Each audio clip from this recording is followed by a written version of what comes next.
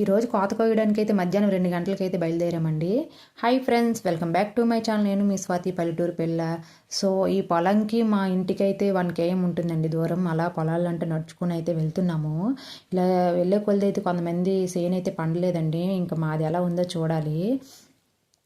ఫుల్గా కొంతమంది అయితే కోసేసి ఇలా కుప్పలు అయితే పెట్టేశారండి. ఇంక మాదైతే ఇంక అవ్వలేదు. ఈ పొలంకి అన్నిటికి కూడా ఈ వాటర్ అండి సప్లై అవుతుంది. మధ్య మధ్యలో ఈ నీళ్ళైతే ఉంటాయి. ఇంకొంతమందివి వరిసైన అయిపోయిన వెంటనే మళ్ళీ దున్ని మిరపైతే వేసేసారండి ఫుల్గా. చూడండి ఎంత బాగా వేశారో.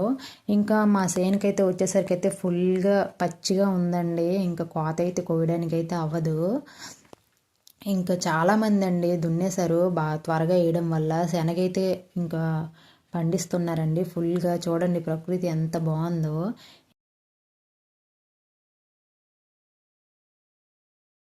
ఇంకా చేసేదేం లేక రిటర్న్ అయితే వెళ్ళిపోవాలి. సో అందరూ అడుగుతున్నారండి మీ హస్బెండ్ ఏం చేస్తారని. మా హస్బెండ్ కార్ డ్రైవింగ్ అండి, వ్యాన్ కూడా తోలుతారు. సో డ్రైవర్ అండి. ఇంకా ఇంటికైతే వెళ్ళిపోతాను. అనవసరంగా నడక వేస్ట్ అండి. సో ఓకే అండి, like and subscribe and more videos.